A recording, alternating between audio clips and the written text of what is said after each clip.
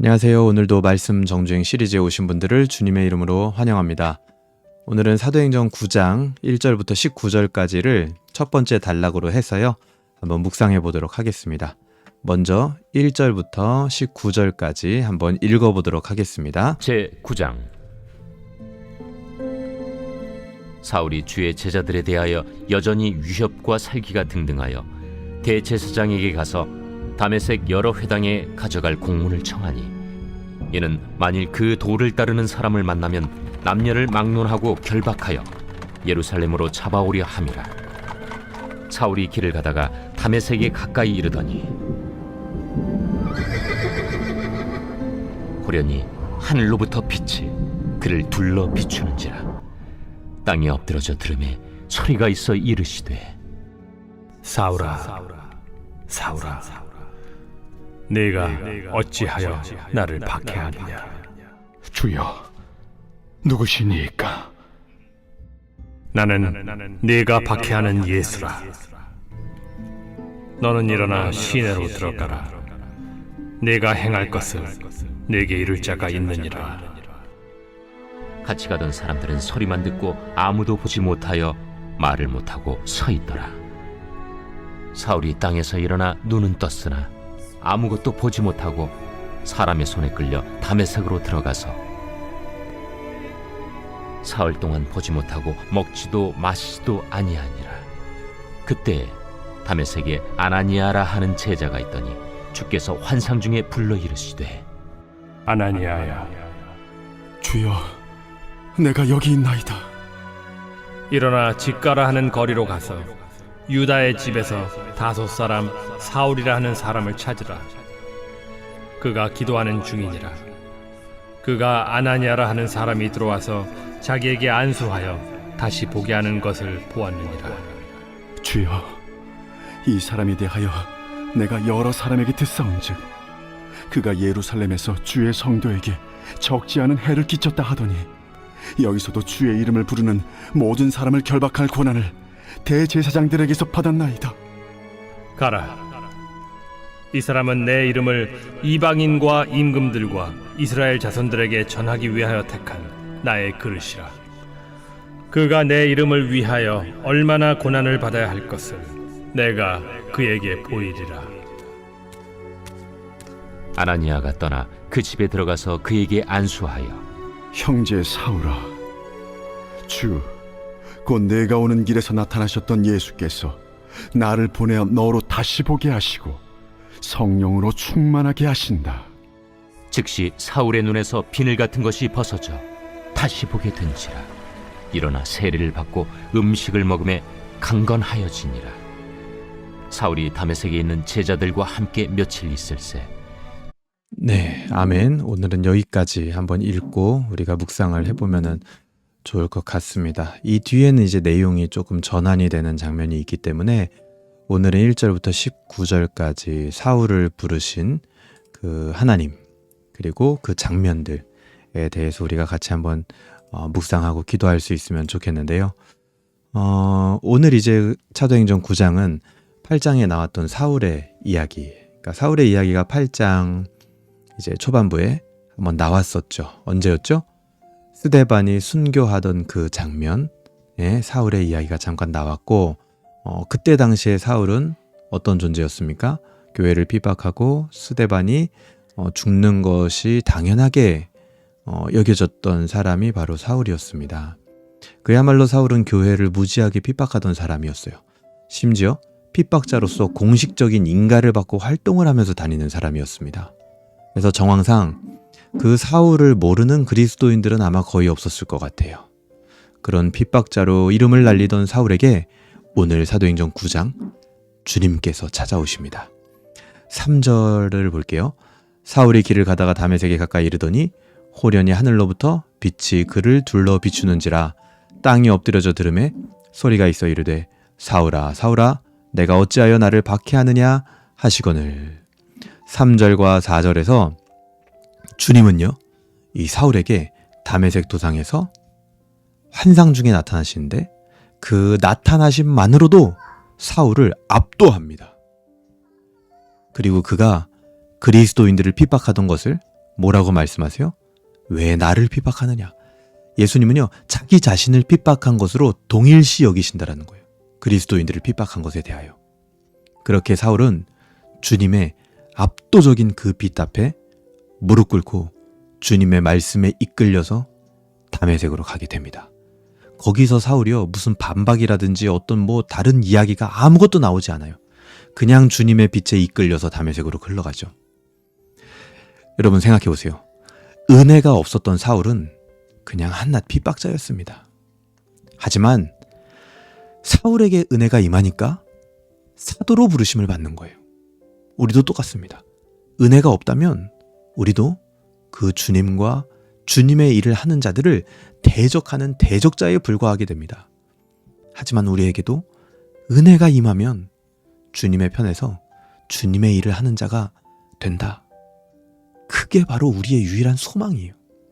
하나님의 은혜가 우리의 소망인 줄로 믿습니다. 그리고 주님은요, 다메섹에 있는 이제 10절에 보면은 아나니아라고 하는 제자가 있었어요. 그를 환상 중에 부릅니다. 그래서 이 사울에게로 찾아가서 사울에게 안수해줘라. 그런데 하지만 문제가 있어요. 사울이 워낙에 핍박자로 이름을 날리던 탓에 이 아나니아도 사울이 어떤 사람인지 아주 잘 알고 있었던 거예요. 그래서 그 사울에게 안수하라라는 주님의 명령이 도무지 이해가 안 되는 겁니다. 13절 보세요. 아나니아가 대답하되 주여 이 사람에 대하여 내가 여러 사람에게 듣사온즉 그가 예루살렘에서 주의 성도에게 적지 않은 해를 끼쳤다 하더니, 아나니아는 도무지 주님의 명령이 이해가 안 가는 겁니다. 사울의 소문을 익히 들었거든요. 아나니아의 상식 속에서 사울은요, 불법자예요. 그런 그에게 찾아간다라는 거 이해 안 되는 일이었습니다. 하지만 아나니아에게는 핍박자였던 사울을 주님이 뭐라고 부르십니까? 15절 주께서 이르시되 가라. 이 사람은 내 이름을 이방인과 임금들과 이스라엘 자손들에게 전하기 위하여 택한 나의 그릇이다. 아나니아에게는 불법자였지만 주님에게는 사울이 뭐라고요? 주님을 위해 고난받게 될 택함 받은 그릇이다 라고 부르셨다라는 겁니다. 다시 말씀드립니다. 사울을 부르는 게 아나니아에게는 불법처럼 느껴졌겠지만 주님에게는 사울이 주님을 위해 고난받게 될 합법적인 인물, 합법적인 일이라는 거예요. 결국 아나니아는 주님의 명령을 따라 사울을 기꺼이 찾아갑니다. 그리고 그를 그리스도 안에서 형제로 환영합니다. 우리가 신앙생활을 하다 보면 인간적인 관점에서 이해되지 않는 일들이 당연히 많이 있습니다. 어떻게 신앙을 인간적 이해라는 관점에서 다 이해할 수 있을까요? 하지만 중요한 것은 그 모든 것들이 하나님의 섭리 안에서 벌어지는 일이다라는 사실을 우리는 기억해야 됩니다. 때로는 사울을 부르는 것 같은 일들, 그런 일들은 당시 그리스도 형제들에게는 불법적인 일처럼 여겨졌을 거예요. 어떻게 그런 사울을 부를 수가 있어? 말도 안 돼. 하지만 기억해 보세요. 그것은요, 예수님이 세리와 창녀들의 친구가 되어준 거, 그것도 대제사장 무리에게는 불법적인 일로 여겨졌어요.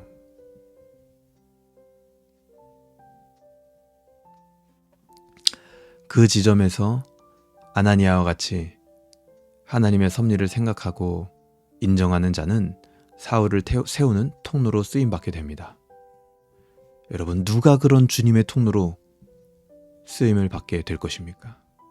섭리 앞에 자신의 생각을 굴복시키는 사람들입니다. 많은 경우 교회들 안에서도 자신의 생각이나 이념이나 신앙의 방향을, 신앙의 색깔을 다르게 하는 사람들, 혹은 막 우리에게 좀 약간 시간적인 어떤 그런 육체적인 약간 그런 정신적인 피해를 주고 방해꾼같이 여겨지는 그런 사람들에 대해서 수용력이 너무나 부족하다라는 것을 발견하고 또한 보게 됩니다. 정신질환을 앓고 수시로 연락이 와서 소위 말해서 귀찮게 하고 짜증나게 하고 신경 쓰이게 하는 사람들, 그런 사람들을 수용하지 못하고 교회조차 밖으로 내모는 경우들이 있어요.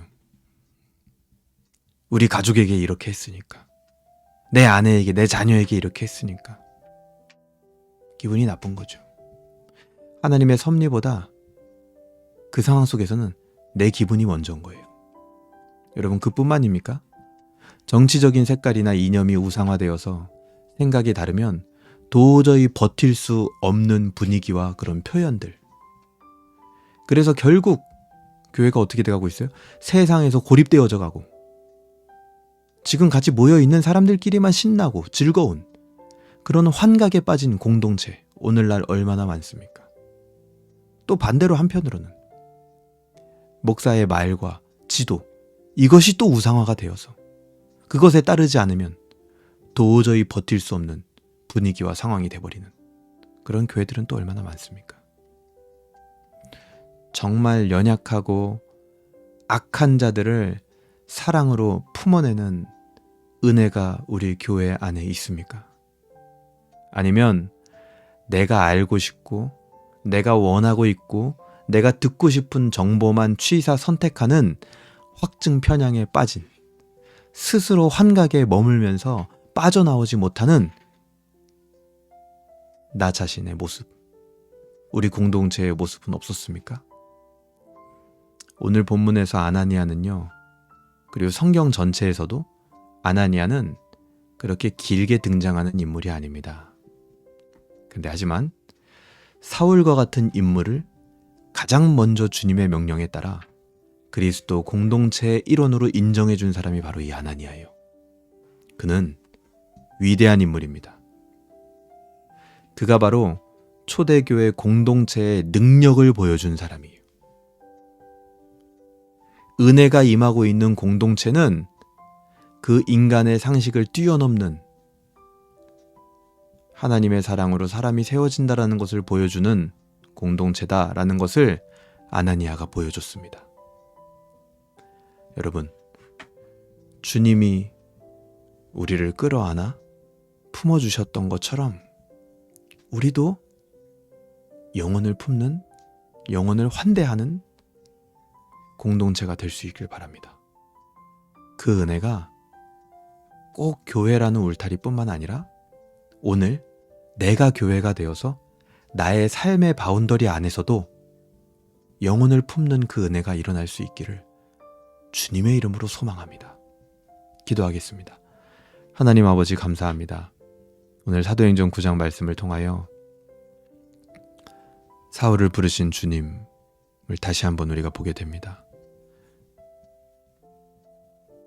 위대한 바울도 은혜가 없을 때는 한낱 교회의 핍박자였습니다. 우리도 마찬가지. 주님의 은혜가 없다면 우리도 결국 주님과 주님의 일들을 대적하는 존재에 불과하다라는 것을 우리가 명심하게 하여 주시고, 오직 주님의 그 은혜에 우리의 모든 소망을 걸게 하여 주시옵소서. 또 더 나아가서 아나니아가 이 사울을 부른다라는 것에 대하여 수용하기 어려웠던 것처럼 오늘날 우리도 우리의 상식을 넘어서는, 그리고 나에게 약간 피해를 주고 신경 쓰이게 하고 짜증나게 하는 그런 사람과 영혼들에 대하여 포용력과 수용력, 주님의 이름으로 그들을 환대하고 있는지 다시 한번 돌아보게 됩니다. 우리의 상식이 아니라 하나님의 섭리 안에서 내 생각을 굴복하게 하여 주시옵소서. 혹시라도 우리 교회 안에 하나님의 섭리가 아닌 다른 것들이 우상화되어서 거기에만 빠져 지내고 그냥 우리끼리 즐겁고 그런 환각과 마약 같은 것에 중독된 모습들이 있다면 하나님, 우리를 깨우쳐 주셔서 거기서 빠져나올 수 있도록 인도하여 주시고, 예수님이 세리와 창녀의 친구 되어 주셨던 것처럼 우리도 그렇게 교회뿐만 아니라 우리 삶의 영역 가운데서도 영혼을 품는 그런 은혜와 사랑의 마음, 은혜와 사랑의 공동체, 그런 열매가 나타나는 공동체 될 수 있도록 주님 역사하여 주시옵소서. 아나니아가 갔던 그 은혜의 길을 우리도 따라가게 하여 주시옵소서. 그 길이 바로 우리 주 예수 그리스도의 길인 줄로 믿습니다. 감사드리며 예수님의 이름으로 기도합니다. 아멘. 네, 오늘 같이 묵상할 수 있어서 너무나 감사했고요. 오늘도 여러분 말씀 묵상한 것을 가지고 꼭 아침에 기도하시길 바랍니다. 그래서 사울이 주님의 빛에 압도되었던 것처럼 나도 오늘 기도 중에 그 주님의 은혜에 압도되는 경험을 하게 하여 주시옵소서. 꼭 기도하시길 바랍니다. 감사합니다.